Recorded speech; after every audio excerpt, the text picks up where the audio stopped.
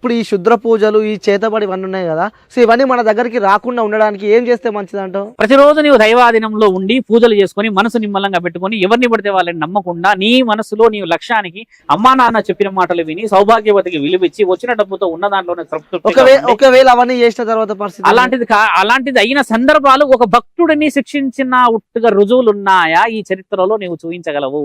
ఒక భక్తుడిని, ఒక స్వామిని, ఒక అఘోరాని, ఒక విలువైన ఒక మాల వేసుకున్న ఒక పురోహితుడిని ఇబ్బంది పెట్టిన సందర్భాలు ఉంటే అంటే నువ్వు చూపించగలవు. అంటే ఇప్పుడు శాతపడి చేసిన ప్రతి ఒక్కరు దైవ పూజ చేయడం, దైవ పూజలు చేసిన వాళ్ళు కాదు, వాళ్ళ బలహీనతల మీద ఈయన బలము. నేను అంటుంది అది, దైవ పూజలు చేసిన వాళ్ళు చనిపోయిన వాళ్ళు వద్దల్లో ఉన్నారు, కానీ వాళ్ళ బలహీనతలని నువ్వు నలుగురులో చెప్పకూడదు. దానివల్ల నీ విలువ పడగొట్టకూడదు. నీ బలం ఏంది తెలుసుకో, నీ బలం ఏంది తెలుసుకో. నీ కడపలోనే నీ బలం ఉంది. ఆ కడప నుంచి బయటకు వచ్చి నువ్వు బలహీనుడు కాకు, వేరే వ్యక్తి దాన్ని ఉపయోగించుకుంటాడు. నేను అంటుంది అదే ముఖ్యమైన అవసరం. నీ కడప దాటేసి నువ్వు ఏ రోజైతే వచ్చేసి నీ బలహీనతను చెప్తావో అవతల వ్యక్తికి నీ అవకాశం ఇచ్చేసినట్టే. నువ్వు పొద్దంతా రుద్రాక్షలు వేసుకున్నా పర్లేదు, నీ బలహీనత నీ శరీరము నీ మనస్సు నీ ఆధీనంలో లేకపోతే ఎలాంటి చిన్న పూచిక పుల్లు వచ్చైనా నిన్ను ఏమైనా చేయగలదు. నేను అంటుంది అదే, మనస్సు పూజ చేస్తే కాదు మిత్రం గెలిచేది, నీ అంతరాత్మకి పూజ చేస్తేనే పరమాత్మని గెలుస్తావు. అది చేయడం లేదంటున్నాను ఈ సమాజము. గుడికే వెళ్లాల్సిన అవసరం ఉందంటారా? ఎన్ని పుణ్యక్షేత్రాలు ఎంతమంది కడితే ఉన్నాయి ఈ రోజుల్లో? ఈ రోజుల్లో పుణ్యక్షేత్రాలు ఎక్కడ ఉన్నాయి? మరి కట్టిన వాళ్ళ ద్వారానే పుణ్యక్షేత్రాలు ఉన్నాయి కదా. అంటే వాళ్ళు ఎవరు కట్టమని చెప్పారు మరి ఆ పుణ్యక్షేత్రాలు? అది ఆలోచించండి. పుణ్యక్షేత్రాలు కట్టారంటే పుణ్యం చేసిన వాళ్ళు కట్టారని అర్థం. దాన్ని పుణ్యక్షేత్రం అని ఎందుకంటారు? ఎన్నో జన్మల పాపాన్ని నువ్వు కడుక్కోవడానికి వెళ్తావు కాబట్టి అది పుణ్యక్షేత్రం. అలా వెళ్ళండి అంటున్నానుగా. అది వదిలిపెట్టేసి అమ్మాయిల చుట్టూ ఇంకేదైనా ఆలోచన చెడుగా చేసి అమ్మా నాన్నలను ఇబ్బంది పెట్టి మందు తాగుతావు, మాంసం తినేసి పైశాచికత్వంగా నీ శరీరాన్ని నువ్వు ఏమో చేసుకుంటా అంటే మరి అవతల వ్యక్తికి బలమా బలహీనత? నువ్వు తాగే ఉన్నావు అనుకో శంకర, నీకంటే బలవంతుడు ఒకటి కొట్టాడే అనుకోండి, నువ్వు గులపడతావుగా. అదే నువ్వు తాగకుండా నిమ్మలంగా ఉండి ఇన్షర్ట్ వేసుకుని టైట్ గా ఉండేసి బండి మీద అలా వచ్చేసేవనుకో పెద్ద పులిలాగా, అరే ఇంత బాగా చదువుకున్నాడు, బాగా సంపాదిస్తున్నట్టున్నాడు అని నిన్ను చూసి ఆశ్చర్యపడతారు. అలా కాదు, నిన్ను చూసి ఒక రాయితో కొట్టేలా వెళ్తున్నారుగా. అదే వద్దంటున్నాను. సాధువులు ఎక్కువ ఇలాంటి వేషధారణలు ఎందుకుంటారు అంటారు? యాక్చువల్లీ ఏంటంటే శంకర, మీరు అడిగిన బలమైన ప్రశ్నకి జవాబు ఏంటంటే, ఒక సాధువు ఏదైనా సాధించగలడు అనే ఒక ఉదాహరణ చూపించాలి ఈ సమాజానికి. అంటే ఏదైనా సాధించగలడు అంటే ఎవరు? పరమాత్ముడే అంతిమం. అంటే ఆయన దగ్గరికి వెళ్తే నేను ఇవన్నీ సాధించినట్టే అని ఆలోచన. అంటే ఈ దుస్తులు ఎందుకు వేసుకున్నారు అంటే మిత్రమా, సమాజం యాక్సెప్ట్ చేయట్లేదు ఇప్పుడు, అంటే అంగీకరించట్లేదు. అసలు ఒక సాధువు మానవుడు కొన్ని వందల సంవత్సరాల క్రితం వెళ్తే బట్టలే లేవు, బట్టలు లేని సంవత్సరంలో కూడా సాధువులు ఉన్నారు కదా. రాను రాను రాను రాను అంటే ఎప్పుడైతే విలువలు కుటుంబాలు అనేటివి వస్తే కొద్దిగా ఆ బట్టల విషయంలో తేడాలు వచ్చాయి. అందుకని మనం ఇవి వేసుకోవడానికి గల కారణం ఏంటంటే, ఇప్పుడు మీరు వేసుకున్న దుస్తులకి నా దుస్తులకి ఏంటంటే, నన్ను చూస్తే కొద్దిమంది చూసి ఓహో ఈయన భక్తుడు స్వామి వెళ్తున్నాడు అనుకుంటారు. మీరు వేసుకున్న ఈ వేషధారణలు అంటే ఈయన ఒక ఎంప్లాయీ, ఈయన ఒక సంస్థకి వెళ్తున్నాడు. అందుకనే సాధువులు ఇదే దుస్తులు ఎందుకు వేసుకుంటారంటే ఇది రంగు లేనిది కాబట్టి. ఈ పైన ఈ రంగు కేవలం ఈ సృష్టిలో ఎవరికి కనబడకుండా ప్రశాంతంగా దేవుణ్ణి చూడడానికి ఈ రంగు పెట్టుకుంటారు. మీరు ఒక సాధువులు కాబట్టి మీరు ఎప్పుడైనా దేవుణ్ణి చూసినారా? ఖచ్చితంగా బలమైన ప్రశ్న అడిగారు. దేవుణ్ణి చూడడమే మానవుడు చేసుకోవాల్సిన ముఖ్యమైన కారణం. ఒక దేవుడిని చూడకుండా, అంటే ఒక గురువు, దేవుడు అంటే గురువు, ఆ గురువుని చూడకుండా, ఆ గురువు ఆజ్ఞ లేకుండా ఏ గురువు మనకి విద్యని బోధించాడు. కాబట్టి మా గురువుకి ఎవరో గురువులకి సాక్షాత్తు మానవులకి కనబడిన వాళ్ళు ఉన్నారు కదా. 150 సంవత్సరాల క్రితం వెనక్కి వెళ్ళి చూస్తే మరి మానవులతో దేవుళ్ళు ప్రత్యక్షంగా మాట్లాడారు కదా. అంటే మరి దేవుళ్ళు మానవుడికే కనబడ్డాడు కదా. అంటే నీవు ఇలా ఉన్న ఒక భక్తితో పిలిస్తేనే వచ్చిన నా తండ్రి నాలాంటి ఈ వేషాధారణకు వచ్చి మాట్లాడాడంటావా? ఖచ్చితంగా మాట్లాడతాడు. నాతో మాట్లాడుతున్నాడు అని అనండి నేను. ఎలా మాట్లాడాడు అని గుర్తెట్టుకోవాలి. ఇప్పుడు నీవే ఉన్నావు, నువ్వు వచ్చావు నా దగ్గర ప్రశ్న వేసడానికి వచ్చావు. పరమాత్ముడు మా దగ్గరకు వచ్చాడు అనుకుందాం, గురువు గారు వచ్చారు అనుకుందాం. గురువు గారితో మాట్లాడిస్తున్నది పరమాత్ముడే కదా. అంటే పరమాత్ముడు మాట్లాడాడు, గురువు గారు మాట్లాడారా? పరమాత్ముడు మాట్లాడిస్తే గురువు గారు మాట్లాడారు కదా. ఇప్పుడు చూడండి, నేను ఎప్పుడు అన్నాను, 100 సంవత్సరాల క్రితమే మానవుడికి భగవంతుడు కలబడే తంతు పోయింది. పుణ్యాలు పెరిగిపోలేదు, తగ్గిపోయాయి, పాపాలు పెరిగిపోయాయి. అందుకనే భగవంతుడు కనబడలేడు. చరిత్రనే ఉంది కదా శంకర, భగవంతుడు ప్రత్యక్షంగా మాట్లాడతాడని. మాలాంటి సిద్ధహస్తులకి ఇప్పుడు ఈ జన్మకి కనబడతలేడు అని చెప్పేసి, కనబడుతున్నాడు అని చెప్పేసి సమాజాన్ని మనం భ్రష్టు పట్టించకూడదు. ఒకటే ప్రశ్న ఏం అడగాలంటే, మానవుడికి కనబడాలి అని భగవంతుడు అనుకోలేదు అని చెప్పడానికి రుజువులు మనం ఇచ్చిందే. ఇంత చెడులో భగవంతుడు వచ్చి నేను ఏం బాగు చేస్తాడు చెప్పండి? బాగా గుర్తుపెట్టుకో. నువ్వు మంచి ఏం చేస్తావు సమాజంలో చెప్పండి? ఎంతమంది ఆడపిల్లలకి, ఎంతమంది సౌభాగ్యవతులకి, ఎంతమంది అమాయకులకి ఈ మధ్య రక్షణ లేకుండా ఇబ్బందులు జరుగుతున్నాయి. మరి ఆయన గారు వచ్చి నేను ఏమని చెప్పాలి? కాబట్టి ఏంటంటే, గురువు ఎవరైతే ఉన్నాడో ఆయనే ప్రత్యక్ష దైవం. ఆ గురువుకి వచ్చేసి అంతరాత్మ ద్వారా కనబడతాడు ఆయన. కాబట్టి ఎలాంటి సాధువుకైనా ఒక ఆకాశవాణి ద్వారా అది సాధ్యం జరుగుతుంది. అది లేకుంటే ఇంత బలంగా ఎలా జరగగలుగుతాం సమాజంలో చెప్పండి? ఏం ఆశతో తిరుగుతాం చెప్పండి? నేను మీలాగే తిరగవచ్చు కాబట్టి సంపాదించదు, నేను కూడా చేస్తాను, నాకు 2 లక్షల జీతం వస్తుంది కదా, రాలేదంటారా? రైట్ స్వామి.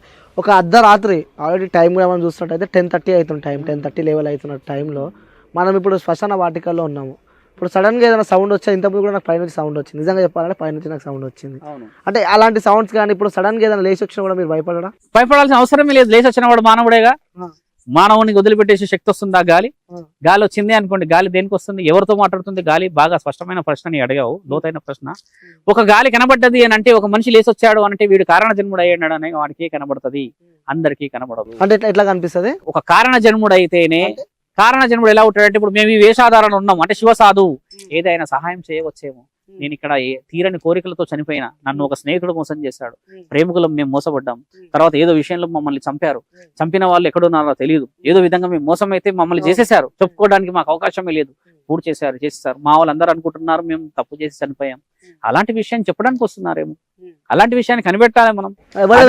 మీ దగ్గరికి మీరు అన్నారు కనబడితే వాళ్ళు ఆ విషయం వస్తున్నారు, ఆ విషయానికి వస్తారే తప్పితే వచ్చేసి నీ మీద పడి నిన్ను ఏదో చేయడానికి మాత్రం ఎక్కడ రాదు శంకర్. అలాంటప్పుడు దయ్యాలు ఎందుకు పడతారు మనుషుల పైన? ఎప్పుడు పడ్డారు? ఎక్కడ రుజువులు ఉన్నాయి? అదే మనం చూస్తున్నాను దయ్యం పట్టిందని చెప్పి. రుజువులు ఎక్కడ ఉన్నాయి? చాలా చూసిన, దయ్యం ఎలా పట్టింది? దయ్యం నడుచుకుంటే పోతే తొక్కి పట్టింది, దిష్టి తీసి పడేస్తారు, 3 రోజులు పడేస్తారు. దయ్యం ఎలా పడుతుంది అంటే శరీరానికి పడుతుంది. మీరు అడిగిన ప్రశ్నకి తొక్కి పట్టింది కాకుండా మనిషి శరీరానికి దయ్యం పడుతుంది. అంటే ఇప్పుడు ఎగ్జాంపుల్ 3 రోజులు ఉన్నాయి, ఆ 3 రోజుల పైన తిప్పేస్తారు, అలా తిప్పేస్తే పడడానికి అవకాశం ముమ్మాటిగా ఈ ప్రపంచంలో లేదు. మానవుడు చూసినది లేదు.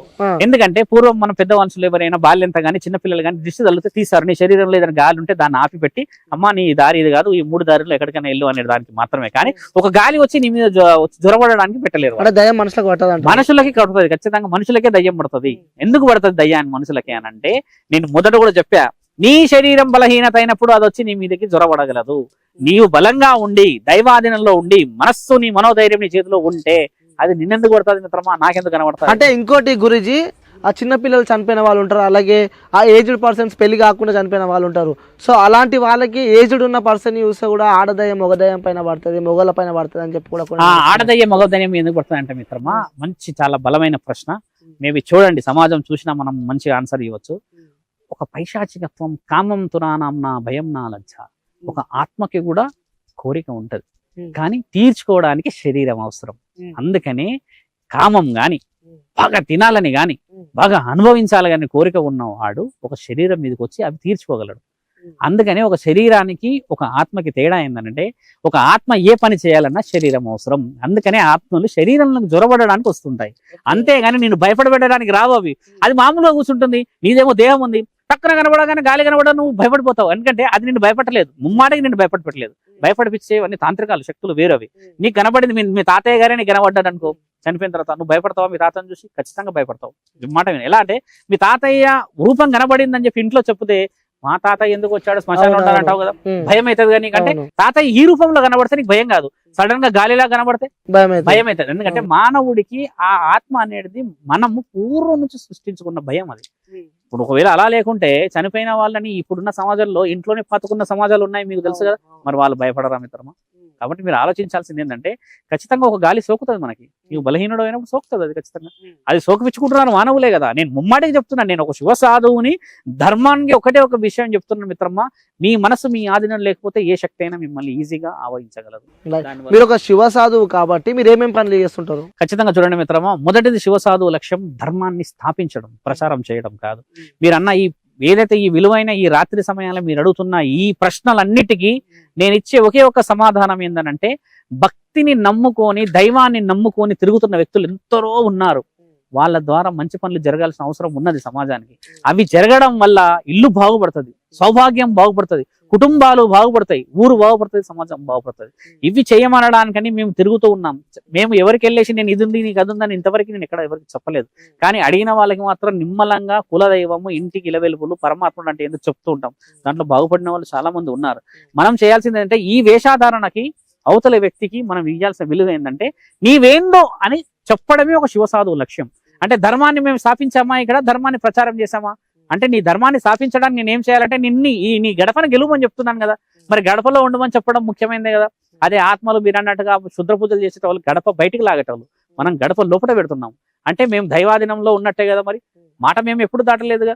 శివ పూజ చేసుకుంటాం, భిక్షాటనం చేసుకుంటాం, తింటాము, వాళ్ళు ఇచ్చిందే తినుకుంటాము, లేదు అని అంటే హ్యాపీగా ఉంటాం. ఉన్న దాంట్లో ఉండడానికి ఆలోచన చేసి పరమాత్మని చేరాలన్న తపన ఇది. శ్మశానంలో ఈ సమయానికి మీరు మా దగ్గరకు వచ్చారు అని అంటే, మేము ఒకవేళ క్షుద్ర పూజలు చేసేవాళ్ళంటే ఇంత మీరు ధైర్యంగా నా దగ్గర రాకపోయేవాళ్ళు. ఈ శ్మశాన టైంలో ఏం చేస్తున్నారు మీరు నైట్ పూట? శ్మశానంలో చూడు మిత్రమా, ఇక్కడ ఏ పూజలని కూడా మనము శ్మశానంలో వచ్చి తిరిగి చేసి ఇలా చేయాలి, ఏదైనా క్షుద్ర పూజలు చేయాలి అనడానికి ఉండదు. చూడండి, చాలా మంచి ప్రశ్న అడిగావు. పరమాత్ముడి నిలయం శ్మశానం.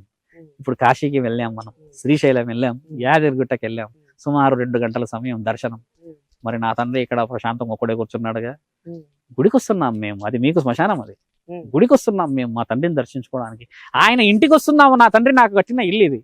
అది ఒక శివసాధు, ఒక వేషాధారానికి ఉన్న విలువ అది. మరి అలాంటప్పుడు మన గుళ్ళకి వెళ్ళడం ఎందుకు? మరి గుడిలో కూడా వెళ్ళొచ్చుగా ప్రశాంతంగా. ఎందుకంటే గుడిలోకి వెళ్తున్నాం, ఇప్పుడు మీరు నన్ను కలిసింది గుడి దగ్గరే కాబట్టి గుడి దగ్గరికి వెళ్తున్నాం. మరి ఆ గుడి నా ఒక్కరిది కాదు కదా, మరి సమాజం మొత్తం తెలవాలి కదా మరి ధర్మం.